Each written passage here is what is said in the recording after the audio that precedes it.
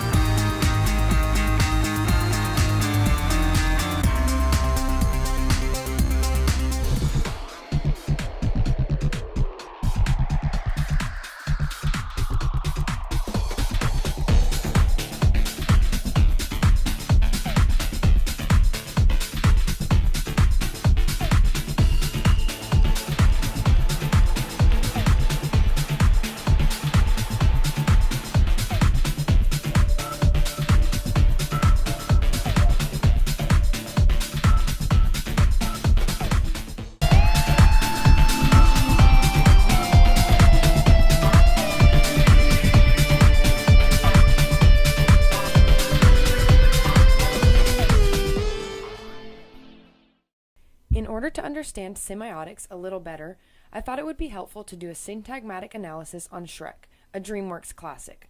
For starters, a syntam is a chain. Therefore, syntagmatic analysis looks at a sequence of events that forms a narrative. For this segment, I wanted to look at how the creators of Shrek took props functions and used them to break stereotypes, while still maintaining the fairy tale storyline.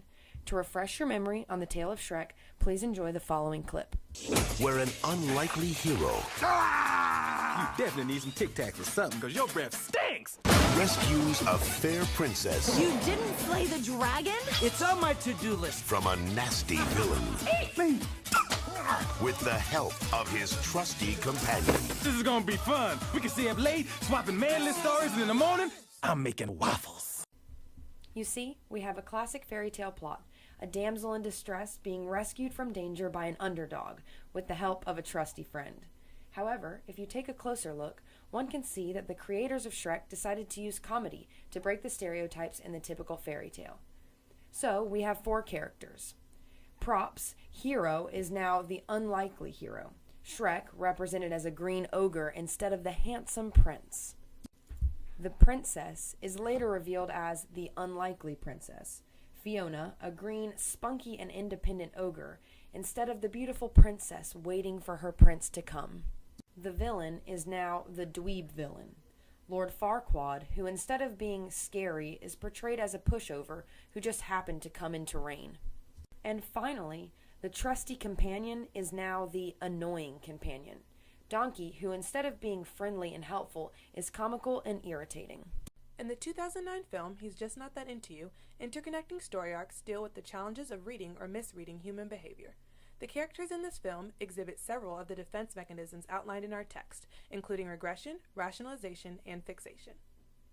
The main character is seeking her Prince Charming somewhere amongst her unsuccessful dates.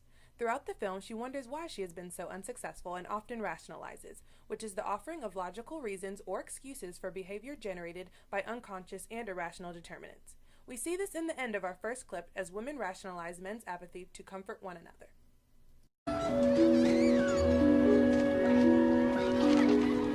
A girl will never forget the first boy she likes.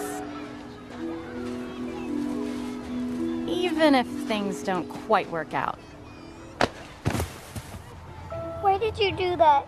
Because you smell like dog poo. You're so stupid, just like dog poo. You're made out of poo. But usually someone is there to offer words of wisdom.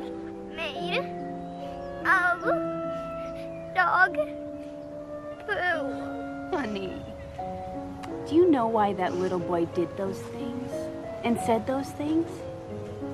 It's because he likes you. And there it is. That's the beginning of our problem. That little boy is doing those terrible things because he's got a crush on you. Do you know what this means?